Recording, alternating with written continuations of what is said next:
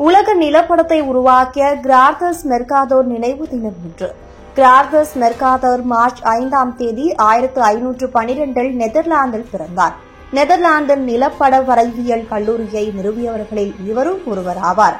இது மிகவும் குறிப்பிடத்தக்க கல்வி நிலையமாக அக்காலகட்டத்தில் இருந்தது.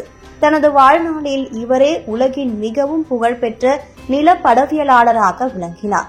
நிலப்படவரைவியலை தவிர இவருக்கு சமயவியல், மெய்யியல், வரலாறு, கணிதம், புவியின் காந்தப்புலம் ஆகிய துறைகளிலும் ஆர்வம் இருந்தது. செதுக்குதல், வனப்பெழுத்து, உலக உருண்டைகளையும் அறிவியல் கருவிகளை உருவாக்குதல் போன்றவற்றிலும் சிறந்து விளங்கினார். அவரது காலகட்டத்தை சேர்ந்த மற்ற அறிவியலாளர்களைப் போலன்றி மெர்காதோர் அதிகம் பயணிக்கவில்லை.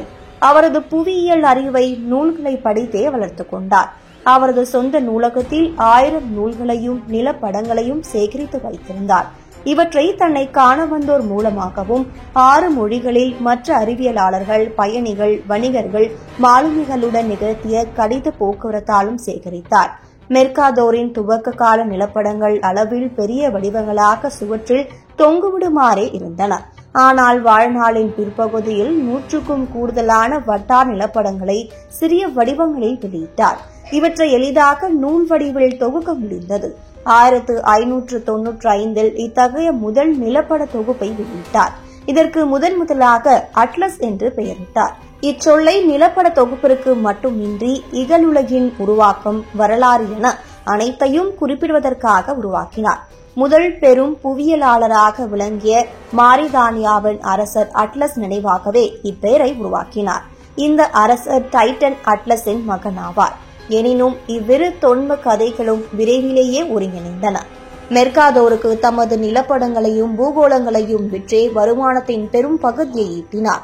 60 ஆண்டுகளுக்கும் மேலாக அவை உலகின் சிறந்தவையாக கருதப்பட்டன. அப்போது விற்கப்பட்டவற்றில் சில இன்னமும் கிடைக்கின்றன.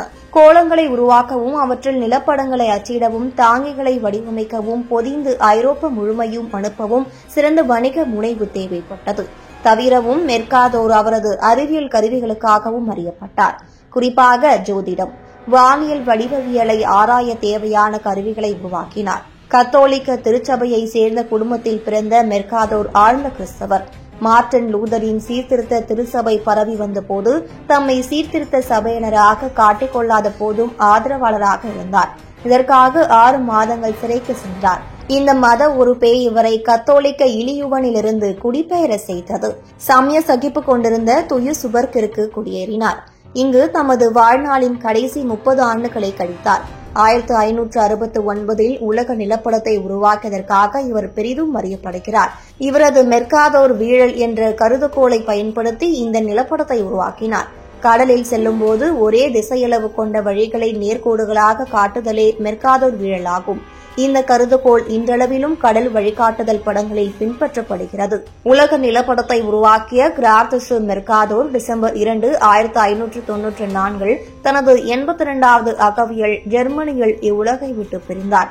இவரது நினைவு நாளில் இந்த பதிவை பகிர்வதில் பெருமை கொள்கிறது புதிய சிந்தனை.